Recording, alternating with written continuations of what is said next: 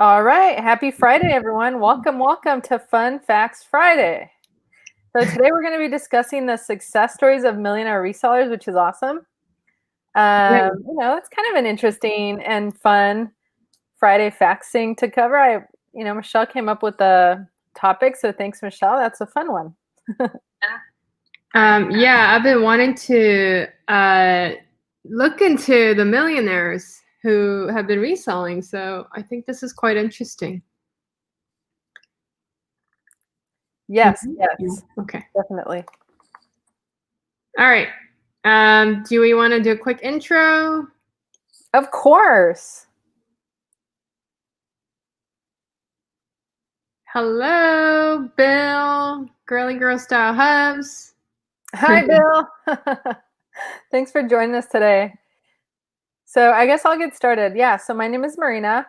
I'm Michelle. And we started reselling 2 years ago. We found this really fun hobby 2 years ago. I don't know. I guess it was just we just got lucky somehow finding it because we've been having a lot of fun doing it for the last 2 years. So it's not easy, but it is easy at the same time. If that makes sense. Yeah. But we like to discuss like every day with others who are doing something that like similar to what we're doing. We like to discuss kind of like the everyday little idiosyncrasies and like things that happen on the day to day with this reselling hobby. Yeah.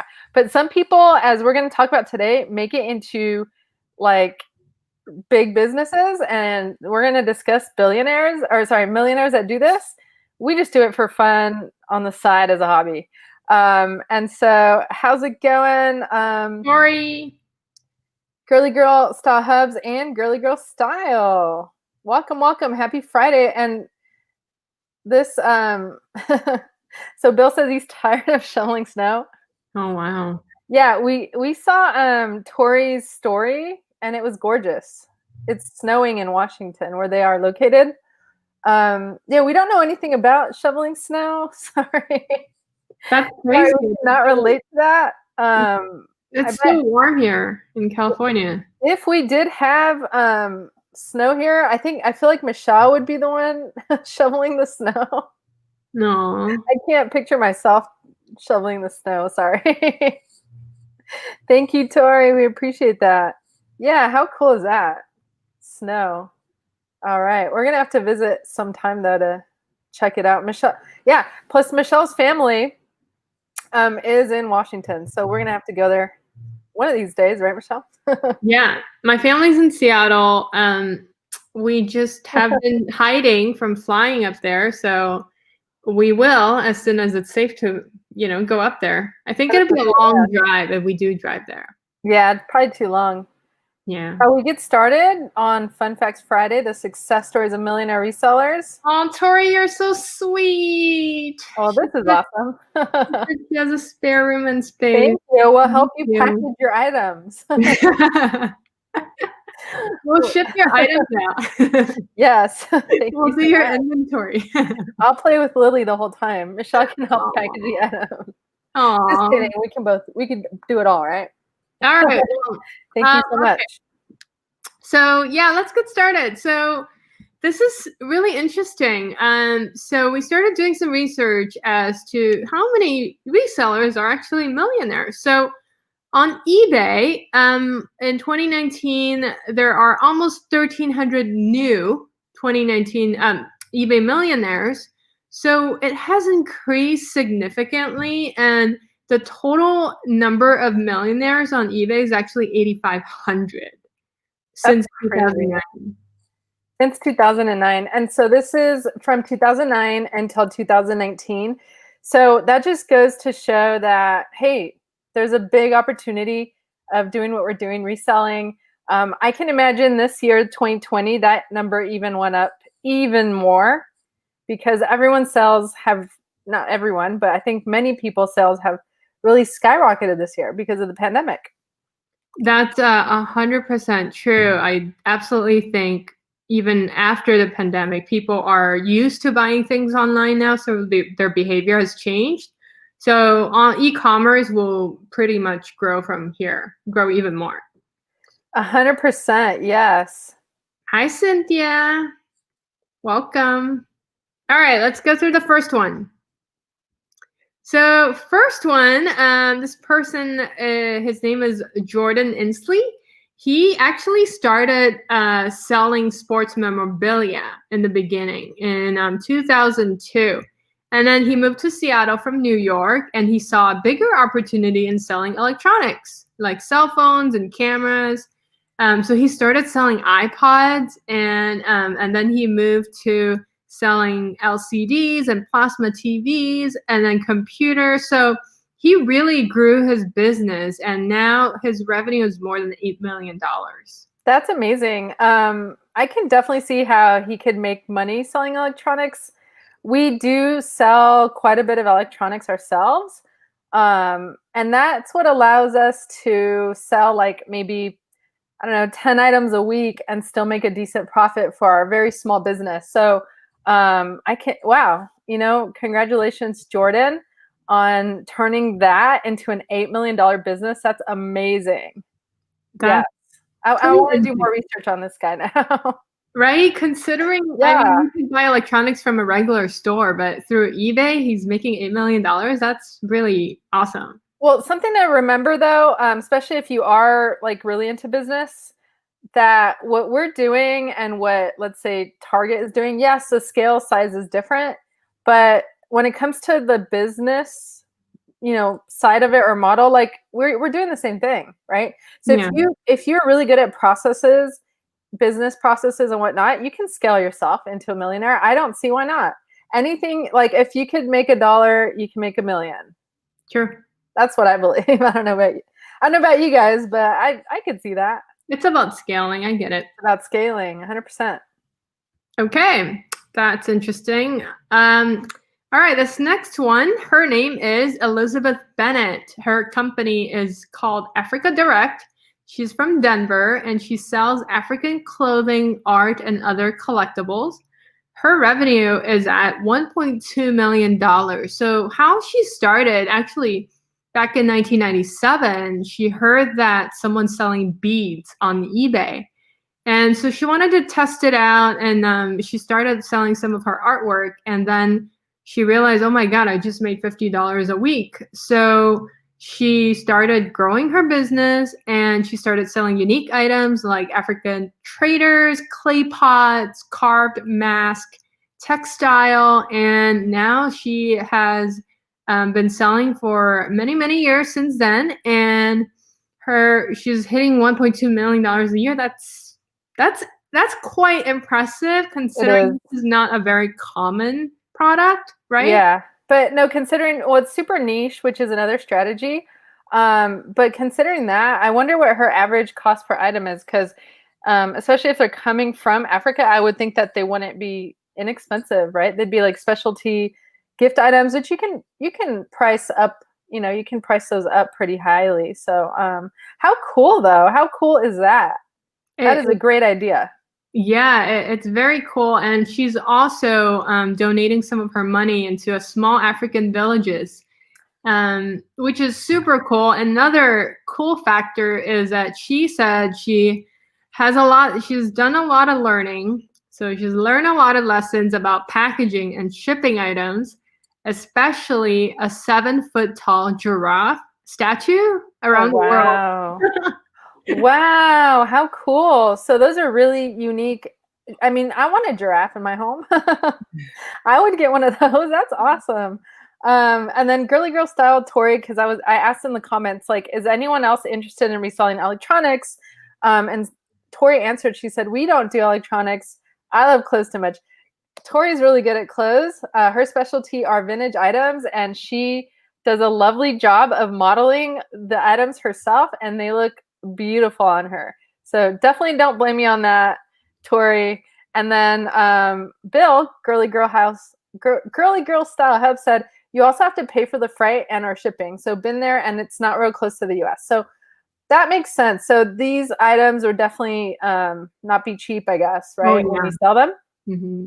Yeah. Thanks for the insight, Bill. We appreciate that. All right.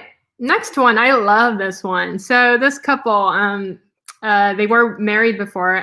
Their name is Mark and Robin Levine. There are companies called Bubble Fast, and they're based in Chicago. What they sell is bubble wrap and other packing supplies. This is super cool. So back then, this is I think an outdated number. Their revenue was at $1 million. And basically how it started was, they saw a need for eBay sellers to buy packaging material. So they started selling bubble wraps and boxes and basically packaging supplies. And and that's it. It just took off. That's smart. Yeah. Always like in a business, you could look at different aspects, right? You can look at the main thing that someone's selling and then find out what complements that, right? So for example, like let's say you play an instrument and you want to sell instruments. Well, that's like kind of like one main thing to sell or specialize in, instruments. But what about like things that complement being an instrument player, right? So many things can complement being an instrument player. The straps, like if you have a saxophone, maybe you have a strap, or play guitar, you can have different kinds of straps, or you don't even have to sell instruments. It's very expensive to sell instruments. So you could just sell like picks, guitar picks, different colored guitar picks, personalized guitar picks, drumsticks, like things like that. And, something that I think kind of hit home right now is Michelle and I, we love doing vintage items. We don't mind doing electronics. We actually enjoy doing electronics. It's funny, but we like it. And then Tori says I don't want to do electronics because I love clothes too much. So I think what's key too in a lot of these is, honestly, you can scale. If you wanted to really scale, you could totally do it. It's doable, right? It's just a matter of how are you going to get it done, right? So a couple of comments here. One from Cynthia. She said, "That's insane. Is a hope for making $1 million and selling the store." Excellent. Yes, 100%. And then Bill said reeds, oil, etc. Yes, I'm familiar with the reeds and the oils because I used to play the clarinet. I know all about reeds and the oils for the trumpets. My brother played the trumpet. How about you, Bill? Did you play an instrument?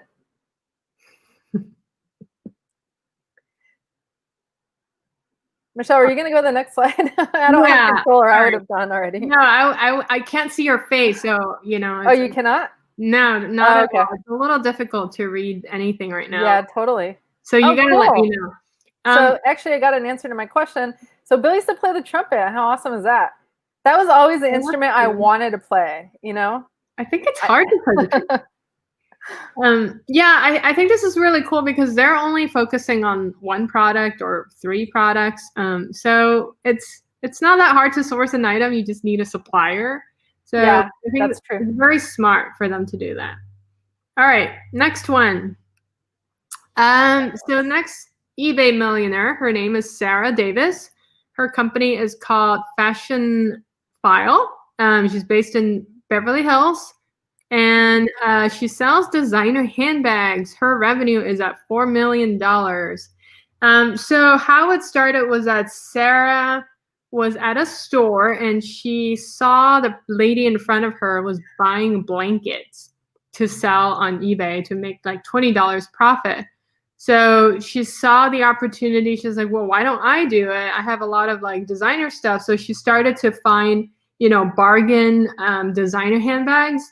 And she actually ended up opening a store in Beverly Hills, like a consignment and a boutique in Beverly Hills. So that's also, it's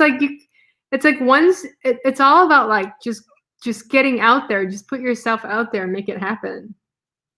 Yeah, 100%. So yeah, Beverly Hills, that's a good place to probably go to, what do we call them? Goodwills and thrift stores, right? You'd imagine everyone's getting rid of their designer items and then you're going to pick them up at all the local thrift stores.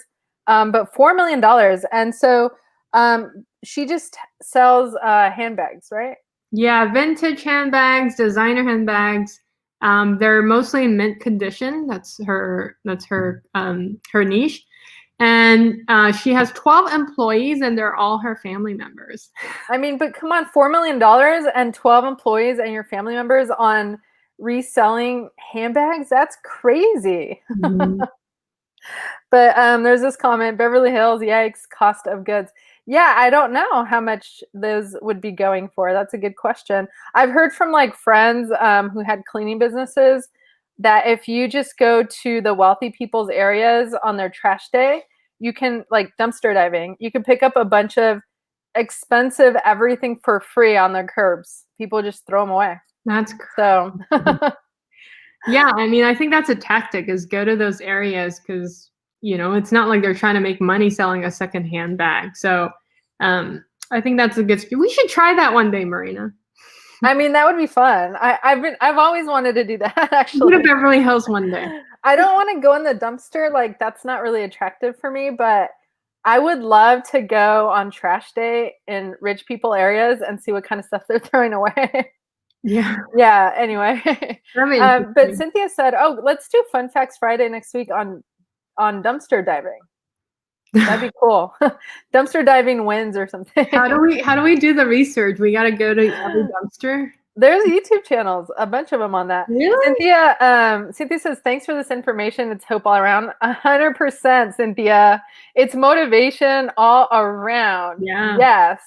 Here's what I always think. If they can do it, so can we. Mm-hmm. You agree with that, Michelle? Oh yeah, that's something I learned from my father. That's like the one important thing I learned from him is if other people can do it, you could do it. 100%. If someone else is doing it, we could do it, and we can improve it too, right? Yeah. Bill said, "I need to find out when garbage day is there." So do we. Let's keep each other posted on that one. Hey, we could go to that. What's that area in Seattle that we went to, Marina? Oh yeah, the Mercer Island. Mercer Island. You should go. Mercer Island. Yeah, you should go. Let's go there. You guys go there. That's like where the rich people of the world live, right? Yes. I want to know what's in their trash cans. Oh my gosh. Bill said, I will jump in at every dumpster. How about 50-50? Down. Let's do it. Down, down, down. Wait, although, are you going to wear a mask or are you going to wear a hazmat suit? Oh, at this point, yeah, I know, right? You can bubble wrap yourself. All right. All right, next one. So this guy, his name is Chris Chapman. His company name is called Snow Sport Deals. He is from, what's MD? Teach me, help me. Maryland? Yes, Maryland.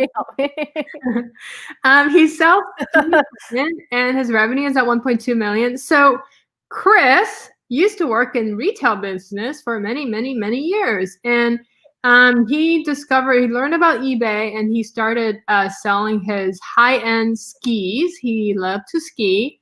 And he realized, oh my gosh, I could make money selling ski items. And so he, he ended up making $1.2 million every year.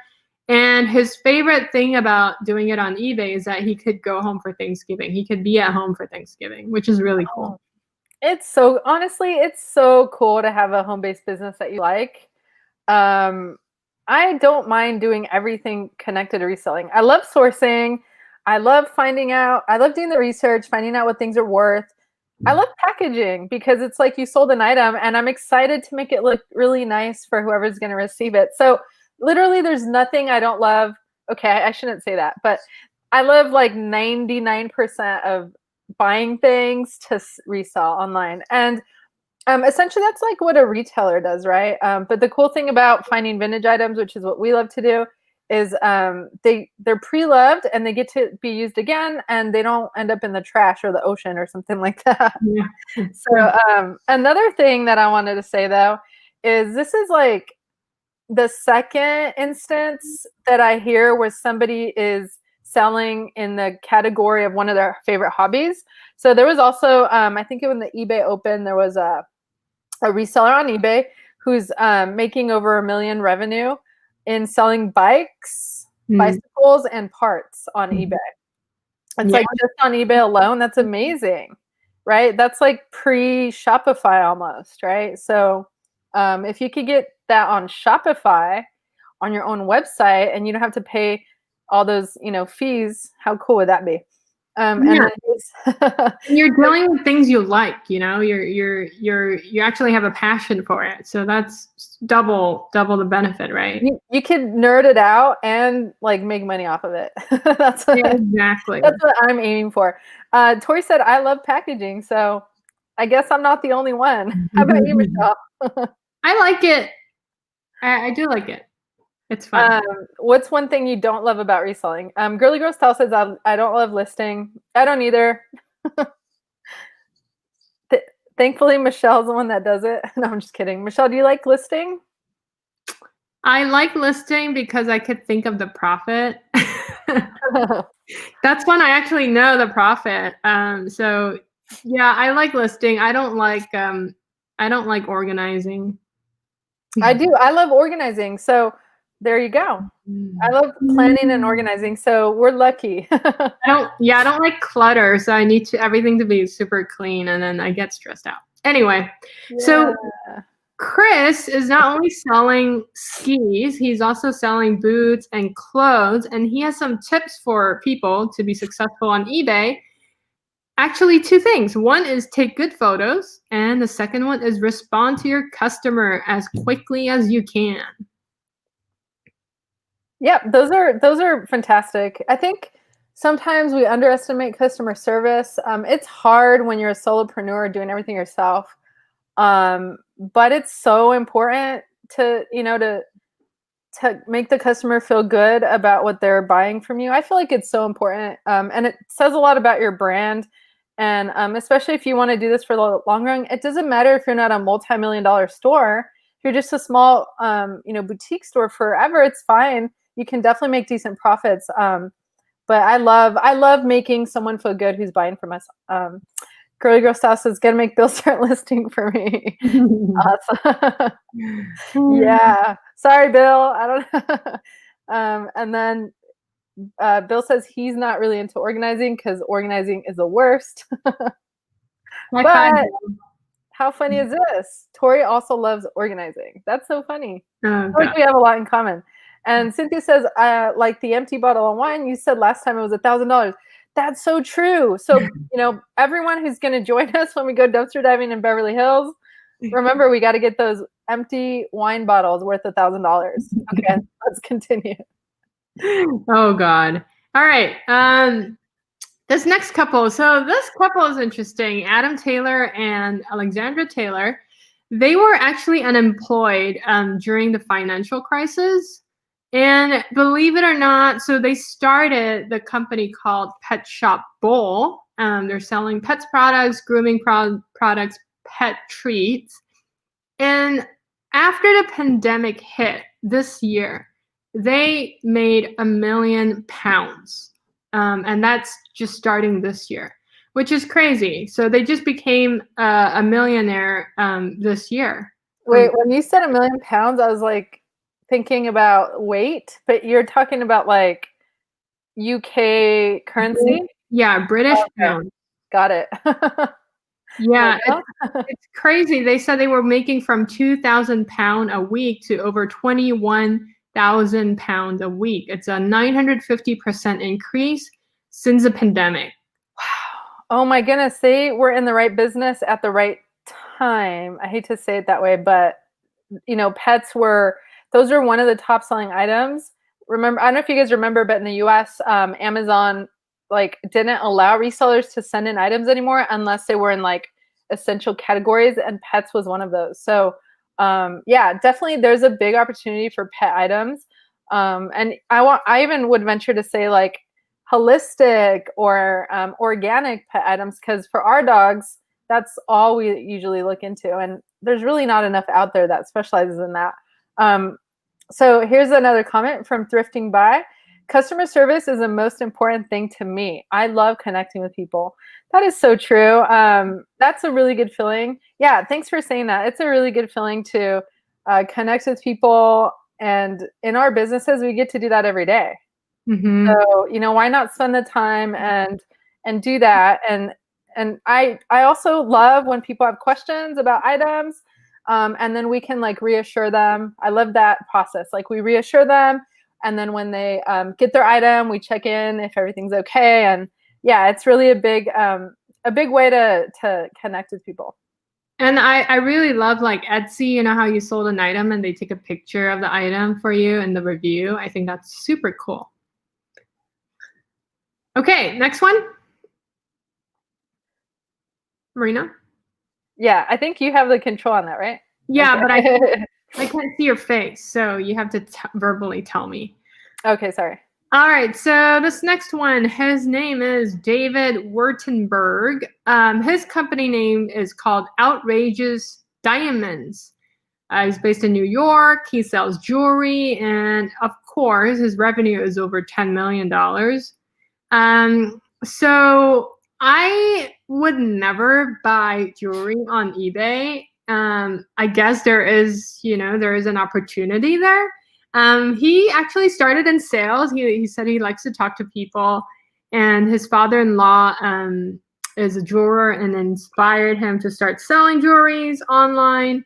And he sold a single diamond ring in 2003, and that's how it started. And I think now he actually has a jewelry auction company in New York also, which is insane. For me, if I can't touch it, I can't feel it, it's a little difficult to buy jewelry. I totally get that, but I almost kind of want to, I'm going to be the devil's advocate, right? Because when you go on eBay, especially right now, there are stores on there such as Adidas, right? And they actually have, I don't know if you guys know, I'm sure all of you know, but I don't know if Michelle, you know, that Adidas has their own storefront on eBay. So you could literally buy directly from them on adidas.com, or you could just hop on eBay, which they're catching on, guys, right? Retail stores are catching on to like something we've known for a while now, that cross sharing is important, because there are people who just buy on eBay, right? And there are people, that's why these stores are doing it also. I feel like it will be very difficult, like you said, Michelle, to start a store, such as like a jewelry store and whatnot. I really do hope that eBay does have some regulation against like fraudulent fake diamonds and whatnot. Anyway, I would probably, if I was a store on eBay, I would be so transparent that I would gain your trust through my transparency on the page, right? I'd have my website, I'd have any seals of approval, money back guarantee, testimonials. But this really cool comment from Thrifting By, he says, in my line of work, I saw people lose it all, especially as a volunteer firefighter.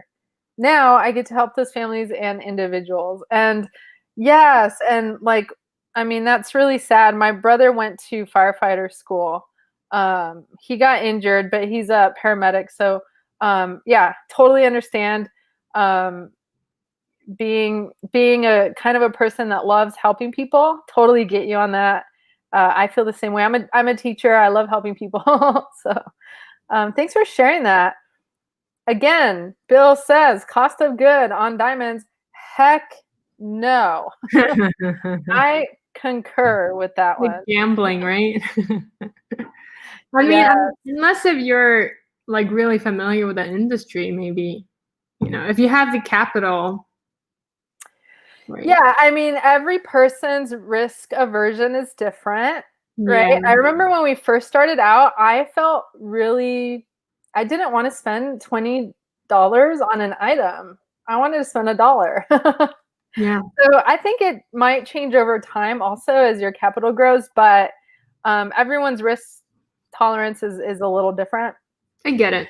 That's true. All right. There's a good comment. I wanted to get through a couple comments here before we move on. So Thrifting By said, customers are not money signs to us. I tell all of my customers that.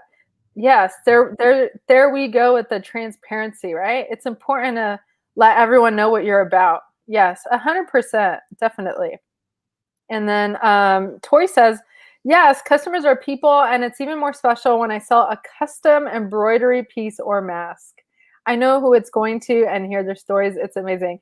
Yeah, the connection involved, right? When so this is something that like Michelle and I, it kind of blows our mind, because people who are crafty, or like Tori, who makes everything herself, that's like a whole nother level of connection. you're putting your energy into the special personalized item, and then how special to receive that as well. And Bill said cubic zirconium and whatnot. Yeah, I'll invest in that. Aw, thank you so much. This is very kind, thrifting by. Yeah, so I must have mentioned that my brother was in firefighting school and he's a paramedic now. Oh, thank you. I get it. I get the connection. Thank you so much. Okay, we can move on. All right. So because eBay has been around for a long time, that's why, there are many millionaires.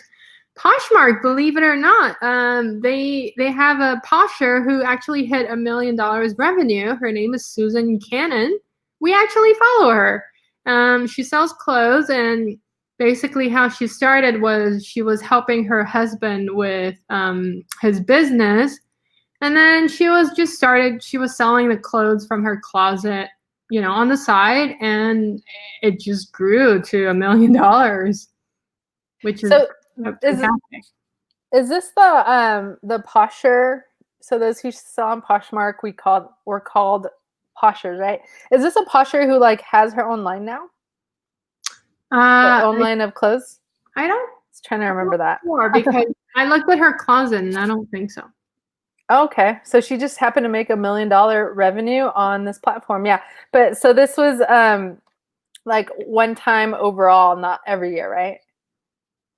Yes. Yeah, so that's still pretty darn impressive because it's a challenge to earn a lot of money on Poshmark. Yeah, I feel it's not. I mean, some people can do it, but it's not easy.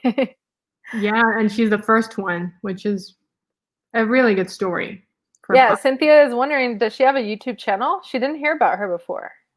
I'm not sure, but if you look, check her out on Poshmark. She has a closet. She's there. Yeah, check her out on our followers on Instagram if you want to. Our Instagram handle is the Flippin' Gals, and I guess we're following her per Michelle. So maybe, maybe you could find her on there. Yeah, and her handle is SCANON. Oh, there it is, right there. Duh. All right, I think that's it. I think we shared a lot of pretty deep, interesting stories. Again, the number of millionaires are growing, so don't keep doing what you're doing. Continue with the work. Any other tips, Marina? This is very motivational. Sometimes you need it. So this was a great topic again. I loved it. Millionaires that are doing reselling, and when you kind of look at them, it's so simple. They're focused on one thing, which is a good reminder, because I feel like sometimes, especially newer resellers, we complicate our lives, and sometimes you can just focus on the one thing and then go for it there. That's what I got out of it. Totally. I feel the same way.